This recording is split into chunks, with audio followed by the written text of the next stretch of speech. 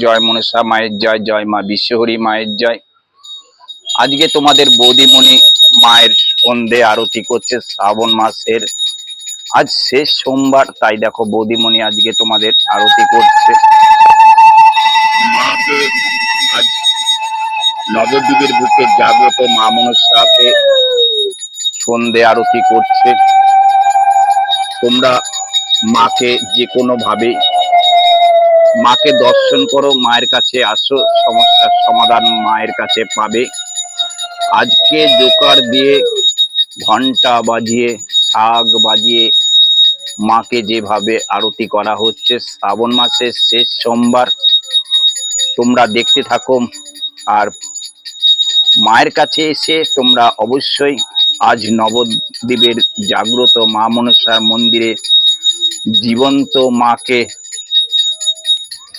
তা তোমাদের বৌদিমণি দেখো আজকে কত সুন্দর ভাবে সন্ধে আরতি করছে। ছোট ছোট গোপাল এদিকে আজ মহাদেব, হর হর মহাদেব, শ্রাবণ মাসের শেষ সোমবার তোমাদের বৌদিমণি আজ আমি সন্ধেবাতি দিইনি, সন্ধেবাতিটা দেব আমি রাত্রেবেলা। আর এদিকে দেখো তোমাদের বৌদিমণি সন্ধেবাতি আরতি করছে। তোমাদের বৌদিমণি কত সুন্দরভাবে ভগবানকে, মা মনসা দেবীকে আরাধনা জানাচ্ছে, মহাদেবকে আরাধনা জানাচ্ছে। এই হচ্ছে নবদ্বীপের মা মনসা জাগ্রত। তোমরা কত সুন্দরভাবে জয় মনসা মায়ের জয়, জয় বিশ্বহরী মায়ের জয়।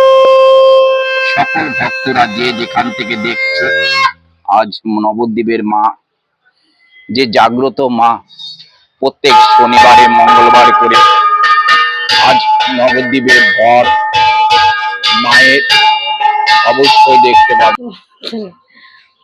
সবাই মায়ের কাছে আসবে, ভক্তি বিশ্বাস নিয়ে আসবে, যে যেটা আরাধনা করবেন মায়ের কাছে সফল হবেন। সবাই আসবেন, নবদ্বীপে জাগ্রত মা মনসা দেবী। আপনারা যা মনের বাসনা আছে পূর্ণ হবে, আপনারা আসবেন। বলবো নবদ্বীপে জাগ্রত মা মনসা দেবী, এখানে সবকিছু সমস্যার সমাধান হয়। যে যে কাজ নিয়ে সফল করতে চান সবাই এখানে আসুন, ভালো হয়ে হবেন, মনের বাসনা পূর্ণ হবে।